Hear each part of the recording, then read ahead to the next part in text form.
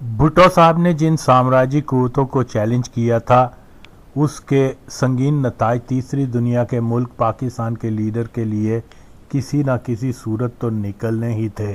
اگرچہ بھٹو کی طرح لیبیا کے قذافی یا حافظ الاسد نے بھی کھل کر سامراجی قوتوں کو للکارا، لیکن سامراج نے جس آسانی سے بھٹو حکومت کے خلاف فوجی بغاوت کروا کے بھٹو کی سامراجی مخالف سیاست کو ختم کر دیا، مگر باوجود ہزار کوشش لیبیا کی امریکہ اسرائیل مخالف حکومت کو گرانے کے لیے صہیونیوں کو 40 سال کی مدت کا انتظار اور لاکھوں سلفی اجرتی قاتلوں کی فوج بنانا پڑی، اور شام میں داعش النصرہ کی بربریت کے باوجود صہیونی تاحال اپنا مقصد پورا نہ کر سکے۔ اس میں شک نہیں کہ بھٹو نے جو پالیسی اپنائی تھی وہ جرأت مندانہ تو تھی، مگر اس کے ساتھ وقت کی ضرورت بھی تھی کہ بھٹو کو اس بات کا احساس تھا کہ سامراج نوازی کی پالیسی اختیار بھی کی جائے تو بھی پاکستان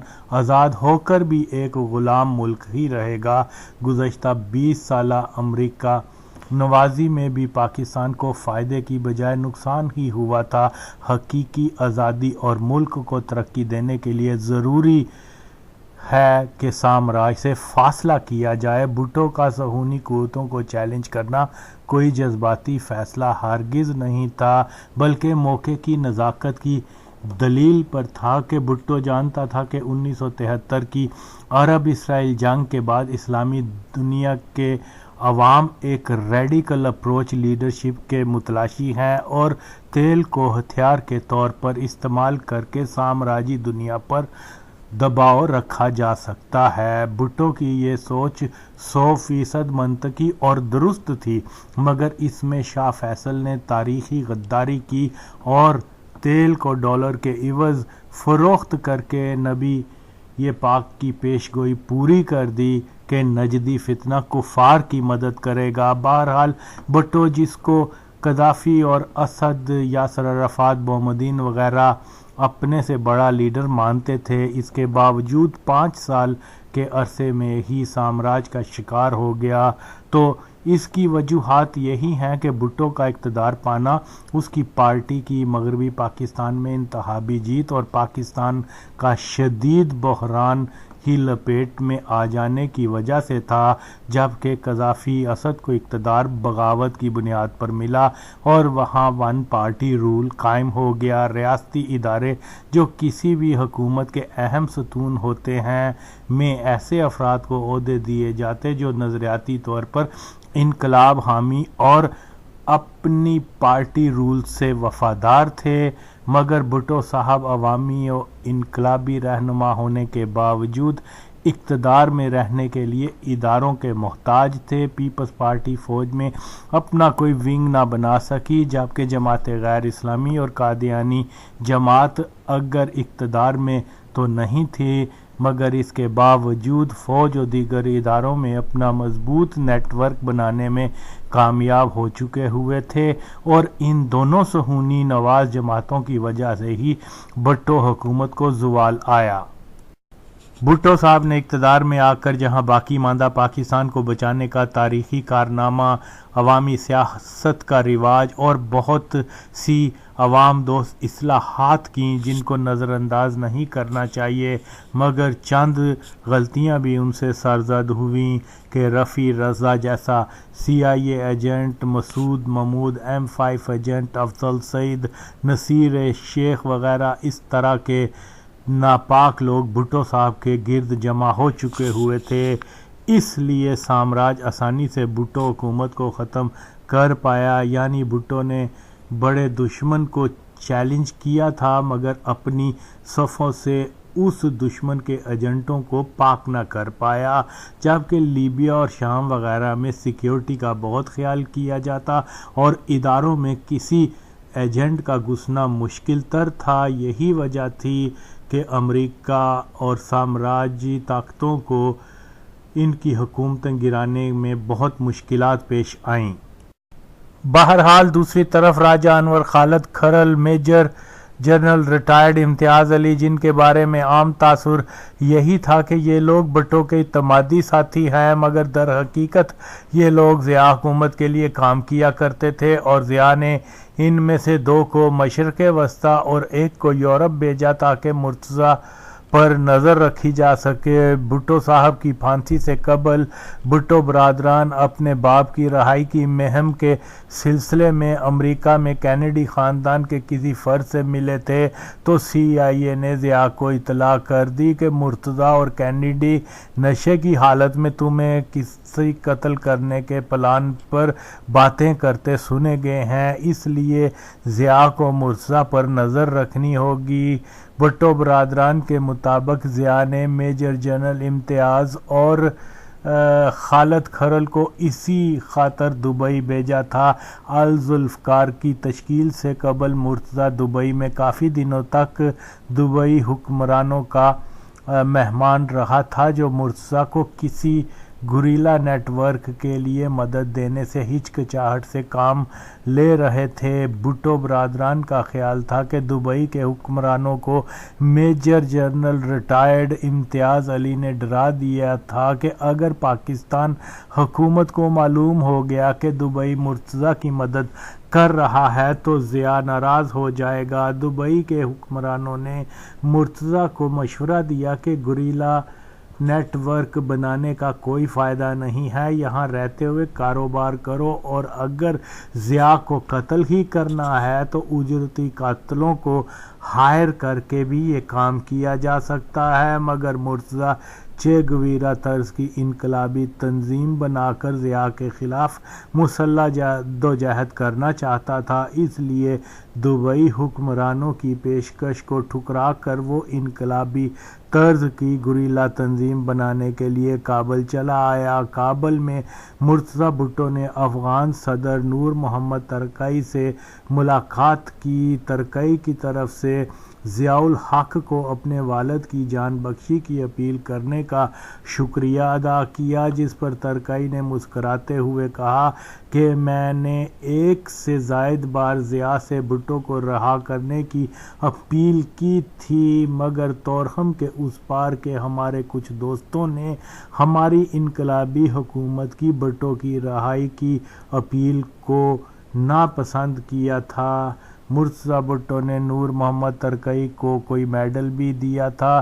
بہرحال مرتضیٰ بھٹو نے دبئی کی بجائے کابل کو اپنا مسکن بنا لیا۔ بے ضمیر نے اپنی پہلی حکومت میں major general retired Imtiaz Ali کو کوئی عہدہ بھی دیا تھا، جس پر مرتضیٰ نے بے ضمیر کو کہا کہ جس شخص نے ہمارے نام پر اربوں سے مال بنایا اور میرے اعتمادی ساتھیوں کو گرفتار کروایا، تم نے اس کو عہدہ دے کر اچھا نہیں کیا۔ مرتضیٰ کو اسی وقت سمجھ لینا چاہیے تھا کہ بے ضمیر کا ہر مرتضیٰ مخالف فرد کو پارٹی میں لانا اور عہدے عطا کرنے کا فقط یہی ہدف ہے کہ کل کو مرتضیٰ کی صورت میں اس کی لیڈرشپ کو چیلنج بھی کرنا چاہے تو کامیاب نہ ہو سکے۔ اس میں شک نہیں کہ بے ضمیر انتہا درجے کی خود غرض رنڈی تھی۔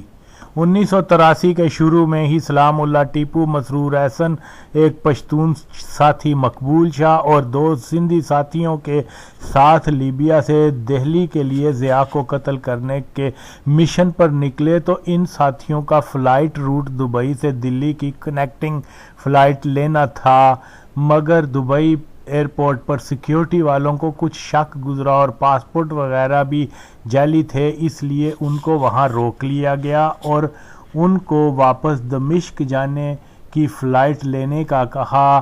مسرور احسن نے مرتضیٰ بھٹو کو دمشق فون کر کے صورتحال سے مطلع کیا تو مرتضیٰ بھٹو نے مسرور احسن کو تسلی دیتے ہوئے کہا کوئی مسئلہ نہیں ہے، دبئی میں بھٹو صاحب کے سابق military secretary major general retired Imtiaz Ali کو فون کر کے تم لوگوں کی مدد کرنے کا کہتا ہوں۔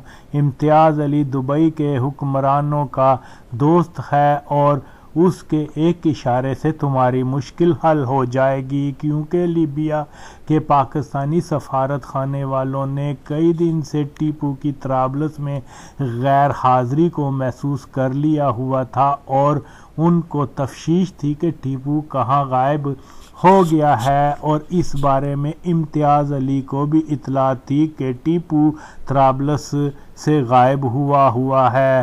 جب مرتضیٰ نے دبئی ایئرپورٹ پر اپنے ساتھیوں کی مدد کے لیے امتیاز علی کو رابطہ کیا تو اس نے یہ اندازہ لگایا کہ ہو نہ ہو ان چاروں میں ٹیپو بھی ضرور ہوگا۔ غالباً مرتضیٰ نے امتیاز علی کا فون نمبر مسرور احسن کو بھی دیا تھا کہ ضرورت پڑنے پر وہ بھی اس سے رابطہ کر لے۔ جیسے ہی امتیاز صاحب کو معلوم ہوا کہ دبئی ایئرپورٹ پر الذوالفقار کے 4 ساتھی موجود ہیں تو اس نے فوری طور پر پاکستان سفارت خانہ دبئی اور ISI کے اسلام آباد دفتر فون کر کے ہائی جیکرز اور 3 دہشت گردوں کی دبئی موجودگی کی مخبری کر دی۔ پاکستان حکومت نے فوری طور پر دبئی حکومت کو مطلع کیا کہ 4 دہشت گردوں کو لینے کے لیے کمانڈو سمیت ایک خصوصی طیارہ دبئی آ رہا ہے۔ کچھ دیر کے بعد کمانڈوز نے ان 4 کو پکڑ کر خصوصی طیارے میں سوار کروا کر لاہور شاہی قلعے کا مہمان بنا کر مسلسل کئی ماہ بدترین تشدد کا شکار کیا۔ تفتیش کے دوران ہی پاکستان اتھارٹیز کو معلوم ہوا کہ ٹیپو ضیاء کو دلی میں قتل کرنے کا مشن لے کر لیبیا سے نکلا تھا، مگر راستے میں اس کے 4 عدد ساتھی گرفتار ہو گئے۔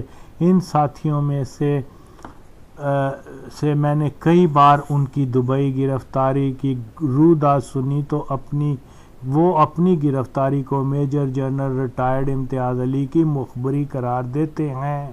ان ساتھیوں کا بیان ہے کہ دبئی ایئرپورٹ اتھارٹیز نے ہمیں فقط جعلی پاسپورٹ دلی کے لیے پرواز کرنے کی اجازت نہیں دے رہے تھے، ان کو ہمارا الذوالفقار کارکن ہونے کا معلوم نہیں تھا۔ صرف major general retired Imtiaz Ali کو ہی اس بارے میں اس وقت آگاہی ہوئی جب اس سے مدد لینے کے لیے رابطہ کیا گیا، مگر اس نے پاکستان سفارت خانے اور اسلام آباد کو الذوالفقار کے اراکین کی موجودگی کا بتا دیا، جس کی وجہ سے ان کی گرفتاری عمل میں آئی۔ اگست 1984 میں جب دمشق میں آیا تو مرتضیٰ بھٹو نے بتایا کہ جب مسرور احسن نے مجھے دبئی ایئرپورٹ سے فون کیا تو میرا خیال تھا کہ امتیاز علی آسانی سے ان کو دبئی ایئرپورٹ سے نکال لے گا، مگر اس پر اعتماد کر کے میں نے سخت غلطی کی۔ مرتضیٰ نے یہ بھی بتایا کہ امتیاز علی نے ہمارے نام سے دبئی حکمرانوں سے خوب مال بھی بنایا اور پارٹی کے بہت سے کارکنوں کو بیگم صاحبہ کے خلاف اکسانے کے علاوہ اپنا ایک علیحدہ گروپ بنانے کی کوشش بھی کی۔ بہرحال مرتضیٰ بھٹو کے الزامات اپنی جگہ، مگر میرا بھی ایک مختصر تجربہ ہے کہ جنوری 1981 میں استنبول ترکی میں سعید خان نامی شخص سے ڈرامائی انداز میں چند دن کی ملاقات رہی۔ گو کہ خان صاحب نے اپنا تعلق پیپلز پارٹی سے بتایا، مگر ان کی باتوں سے یہی اندازہ ہوا کہ ان کا لیڈر ذوالفقار علی بھٹو یا بیگم بھٹو صاحبہ کی بجائے میجر جنرل ریٹائرڈ امتیاز علی نامی کوئی شخص ہے۔ خان صاحب کی پرزور خواہش تھی کہ ہم ان کے ساتھ جرمنی جا کر سیاسی پناہ لیں، مگر میں نے اور دوسرے ساتھی تاج الدین سجاد نے پاکستان واپس آ کر سیاسی جدوجہد کرنے کو ترجیح دی۔ میں شروع میں سعید خان کو ایک اچھا انقلابی ساتھی شمار کرتا تھا، مگر جب اس شخص کی بے ضمیر کی چمچہ گیری دیکھی تو اپنی رائے بدل دی۔ حضرت اب سچے جھوٹے واقعات بیان کر کے اپنی دوست جمانے کی کوشش کرتے پھرتے ہیں اور مجھے بے ضمیر رنڈی کا گستاخ اور غدار وغیرہ کا طعنہ دیتے نظر آتے ہیں۔ ان بے پیندے لوٹوں کا اپنا حال یہ ہے کہ ہر نبی ولی کی گستاخی کو اپنا پیدائشی حق تو مانتے ہیں، مگر ضیاء مرزائی کی ناپاک مریدنی کے بارے میں سچی بات کو بھی گستاخی میں شمار کرتے ہیں۔ بہرحال یہ لوٹے پیپلز پارٹی کے لیے اپنی اور میری جدوجہد کا موازنہ کرنے کی جرات کر کے دیکھ لیں تو پھر سب کو معلوم ہو جائے گا کہ کون کتنے پانی میں ہے۔ اس بندے کی جدوجہد یہ ہے کہ ضیاء کے مارشل اللہ کے آغاز سے ہی پاکستان سے فرار ہو گیا تھا، اور جب پارٹی کی حکومت آئی تو پلاٹ لینے والوں کی صف اول میں پایا گیا۔ بہرحال کچھ بھی ہے، ان کو یا کینیڈا میں سیٹ ہونے کے لیے مرزائی بننے والے اورنگزیب کو حق نہیں کہ مجھے پارٹی کا غدار قرار دیں کہ میری پارٹی بھٹو شہید کی پارٹی ہے، نہ کہ ضیاء باقیات بھٹو کے قاتلوں کے کسی گروہ کی، جو کہ پلید پنک کی پارٹی کا جمع کیا گند ہے۔ میں کسی بھی طور پر پلید افراد کے ٹولے کو پاکستان پیپلز پارٹی نہیں مانتا۔ مجھے پارٹی کا غدار کہنے والے بغیرت بتائیں کہ آج بھی سوشل میڈیا پر کبھی زہریلے وہابی، دیوبندی، جماعت غیر اسلامی اور یا مقبول جان قادیانی و بدبودار سیکولر کی بھٹو مخالفت کا کوئی منہ توڑ جواب دیتا ہے تو وہ بھی اللہ کے فضل سے آغا وسیم ہی ہے۔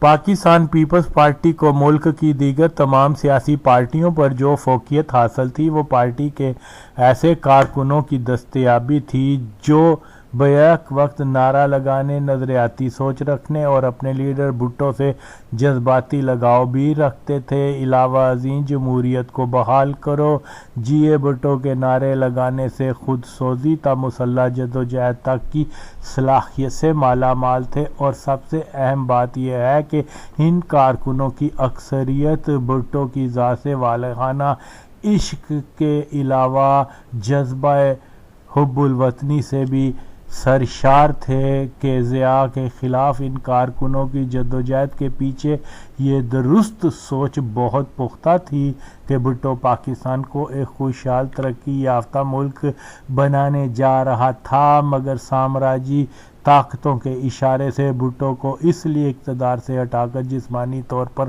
ختم کر دیا گیا کہ پاکستان ایک مضبوط ترقی یافتہ ملک نہ بن سکے۔ تو بھٹو سے محبت کی سب سے اہم وجہ یہی تھی کہ ہم کارکن 100% سے زیادہ متفق تھے کہ بھٹو پاکستان کی ضرورت ہے۔ بلا شبہ بھٹو سے محبت کا اصل محور پاکستان دوستی ہی تھا۔ 80 کی دہائی میں پیپلز پارٹی کے ڈائی ہارڈ کارکنوں کا مسکن پاکستان کے دو ہمسایہ ملک افغانستان اور بھارت رہا، اور یہ دونوں ممالک پاکستان کی تشکیل کے بعد سے ہی پاکستان مخالف اور اپنے ایجنٹوں کے ذریعے ہمیشہ پاکستان میں تخریب کارروائی کرواتے رہے ہیں۔ گو کہ پارٹی کارکن بھارت و افغانستان انٹیلی جنس اداروں کی نگرانی میں تھے، اور باوجود بسیار کوشش بھارت و افغان انٹیلی جنس ان کو اپنا ایجنٹ بنا کر پاکستان کے خلاف استعمال کرنے میں ناکام رہے، جس کی بنیادی وجہ یہی تھی کہ پارٹی کارکن پاکستان کے محب وطن تھے۔ البتہ کچھ افراد ایسے ضرور تھے جو بنیادی طور پر پیپلز پارٹی سے تعلق نہیں رکھتے تھے، مگر حالات ان کو الافکار کے دائرے میں لے آیا تھا، جس کی وجہ سے ان کا شمار بھی پی پی کارکنوں میں ہی ہو گیا۔ ان میں سے کچھ افغان اور بھارتی ایجنسیوں سے وابستہ ضرور ہوئے۔ بھارت میں جانے والوں کی برین واشنگ پاک فوج مخالفت اور جمہوری نظام نقطہ پر ہوتی تھی، جس کے نتیجے میں دشمن ایجنسیوں کو کچھ کامیابیاں بھی ہوئیں، مگر مجموعی طور پر پیپلز پارٹی کارکنوں کو وہ اپنا ایجنٹ بنانے میں بری طرح سے ناکام رہے۔ اس کے علاوہ افغانستان آنے والے کارکنوں کو پشتونستان یا کمیونزم کے نام پر منحرف کرنے کی کوششیں ہوتی رہیں۔ پاکستان اور بھٹو کی ذات سے وفاداری میرے ہم عصر پارٹی کارکنوں کی ایک بہت مضبوط عقائد تھی۔ یہی وجہ تھی کہ ہم لوگ فل ٹائم پارٹی کے سنجیدہ کارکن تھے، جن کا فرسٹ لو پارٹی کاز اور پاکستان فلاح تھی۔ ہم میں سے اکثر کارکن سیاسی نظریات پر پختہ رائے کے مالک تھے۔ فلسطین، کشمیر، سوویت یونین، امریکہ کی سرد جنگ، ایران و افغان انقلاب کے بارے میں بھی کچھ نہ کچھ ادراک رکھتے۔ ہم میں سے اکثر ساتھی پاکستان میں کسی تبدیلی کے بعد اپنے کسی سیاسی کردار کے تعین پر بھی ایک سوچ رکھتے تھے۔ ایسا نہیں تھا کہ ہم فقط نعرے بازی یا مرنے مارنے کی حد تک محدود تھے۔ کابل کے کمیونسٹوں سے بھی سیاسی مباحثہ کرنے میں بہت سے دلائل رکھتے۔ کئی کٹر پشتونخوا کو قائل کر لیا کرتے کہ غفار خان کی سیاست کی وجہ سے افغانستان آئسولیٹ ہوا اور پشتون قوم کا نقصان ہوا، جبکہ بھٹو کی پالیسی پشتون قوم کے فائدے میں تھی۔ میرا دعویٰ ہے کہ پاکستان کی کسی سیاسی جماعت میں نہ تو پہلے کبھی ہم جیسے سنجیدہ و فہمیدہ سیاسی کارکن تھے اور نہ ہی آج ایسے کارکن کسی جماعت میں ہیں۔ ہاں، البتہ المیہ یہ ہے کہ ہمیں جان بوجھ کر بری طرح سے ضائع کر دیا گیا، جس کا نقصان مستقبل کے سیاسی سیٹ اپ میں نظریاتی غیر کرپٹ کارکنوں سے خالی ہو گیا، اور یہ سب کچھ بے ضمیر گشتی کی مجرمانہ غفلت کے باعث ہوا۔ اگر وہ کتی پارٹی کے جدوجہد کرنے والے کارکنوں کو پارٹی اور حکومت میں عہدے دیتی تو پاکستان کے سیاسی کلچر میں ایسی خوشگوار تبدیلی آ جاتی کہ سبھی سیاسی پارٹیوں میں کارکنوں کی اہمیت ہو جانے سے عوامی سیاست ایک محور بن جاتا، مگر بے ضمیر کسی سیاسی کاز سے ہرگز مخلص نہیں تھی، ورنہ پارٹی کی اس فورس کو تباہ نہ ہونے دیتی جن کی جدوجہد کے بدلے پارٹی نامساعد حالات میں بھی قائم رہی۔ اصولی طور پر پارٹی ایسے افراد کے سپرد کرتی جو جدوجہد کے میرٹ پر پورا اترے تھے۔ ان میں سے بہت سے کارکن اعلیٰ تعلیم یافتہ ہونے کے علاوہ سیاسی شعور کے مالک بھی تھے۔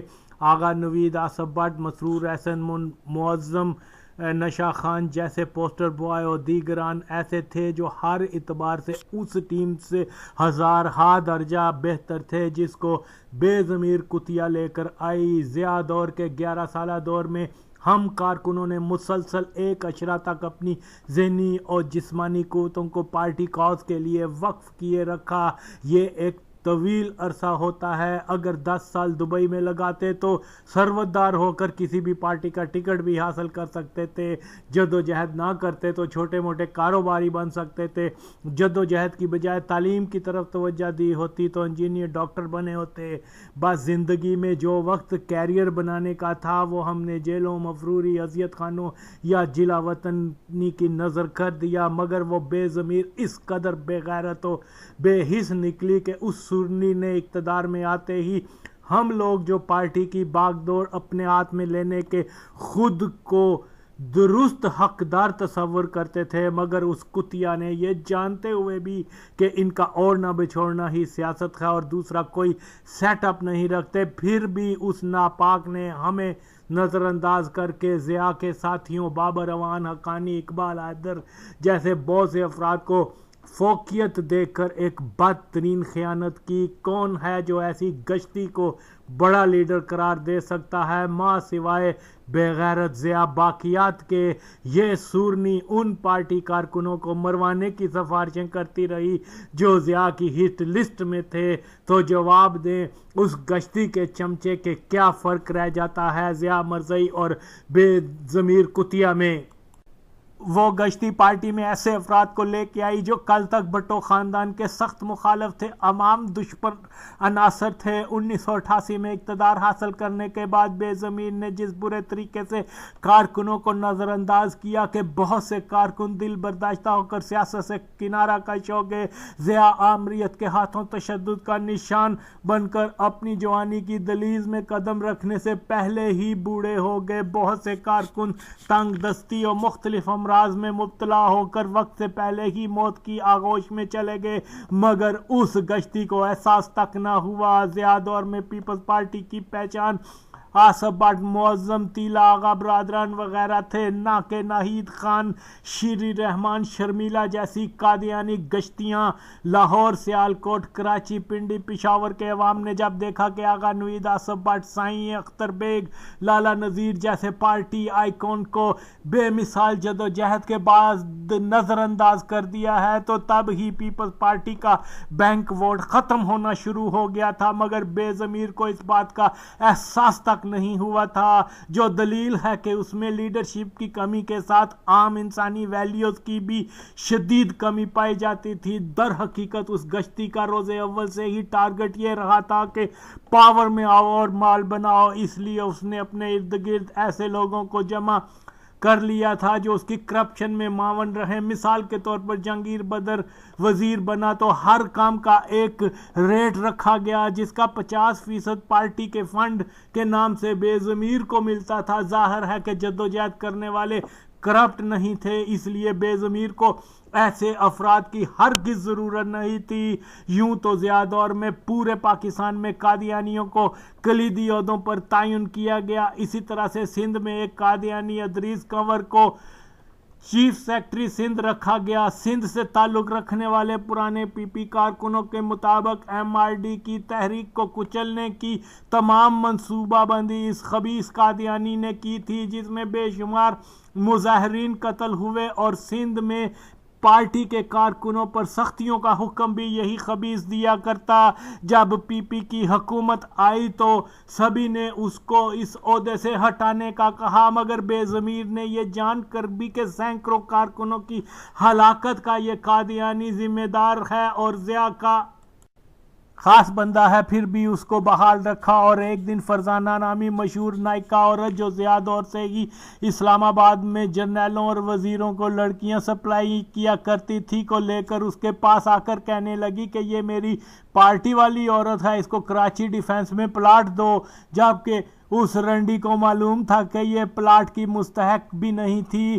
اس کے ثبوت کے لیے ویڈیو کے آخر میں کلپ سنا جا سکتا ہے کہ بے ضمیر عورتیں سپلائی کرنے والی فرزانہ, جس کا پارٹی سے تعلق تک نہیں تھا, کو پیپلز پارٹی کی کارکن قرار دے کر پلاٹ لینے تو چلی جاتی ہے, مگر جس عظیم خاتون کارکن محترمہ نہید سعید نے پیپلز پارٹی کاز کے لیے اپنی دولت گھر بار صحت تک داؤ پر لگا مدتوں شاہی قلعے کے بدترین تشدد کا سامنا کیا, یہ جان کر بھی کہ نہید سعید چند دنوں کی مہمان ہے, مگر وہ بے ضمیر گشتی اس عظیم عورت کا حال پوچھنے تک نہیں آئی. افسوس کہ جس بے ضمیر کا سیاسی بیان یہ ہو کہ ہماری پارٹی میں قربانیاں دینے والے کوئی اور پارٹی عہدے اور وزارتیں لینے والے کوئی اور ہیں, ایسی ہرافہ کو کچلا دے. بہت پہلے ختم کر دینا ہی بہتر ہوتا.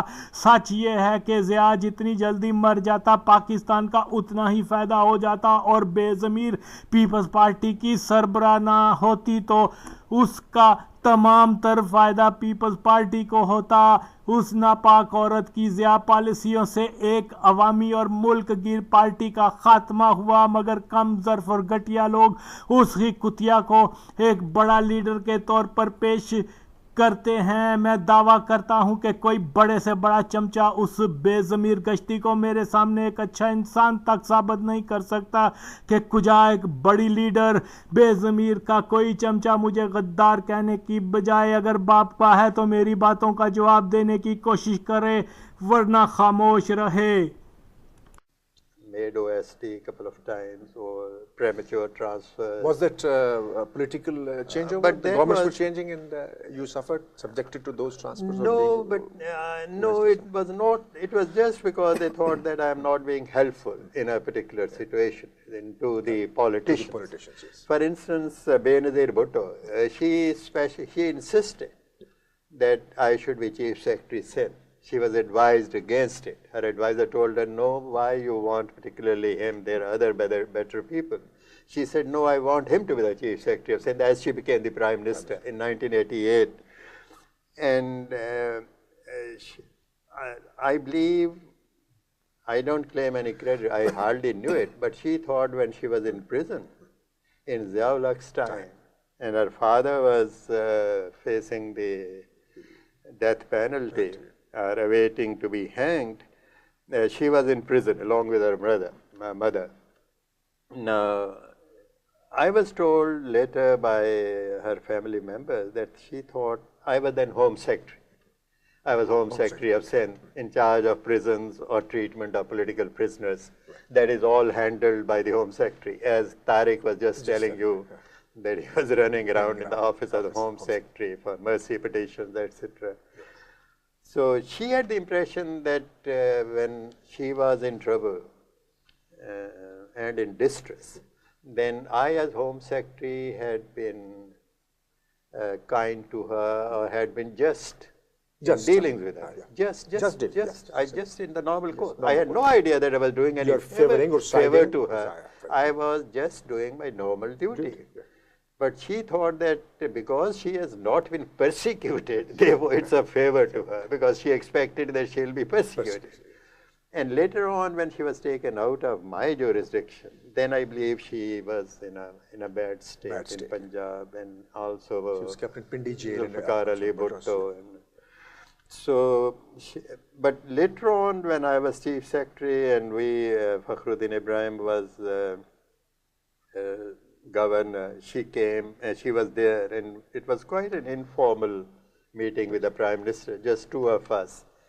And then she suddenly said, turned around to me and said that you don't help my people.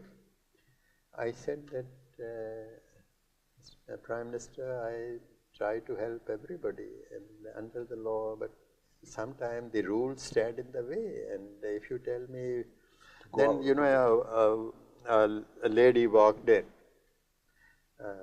loaded with gold, bangles, etc., and said, "Look, this woman, she has suffered so much for me, and now she wants a plot in Clifton, and you have said no, she can't get it." And I said, she indeed can't get it because the plot in Clifton, the policy, they'll be all sold by auction. And then her, frankly speaking, she's not a woman of that status that she should live in Clifton. So, with the approval of the governor, I wanted to have his support. I'll try to give her a plot in Orangi or one of those places. And she said, no, I want her to have a plot in Clifton, and she'll get it.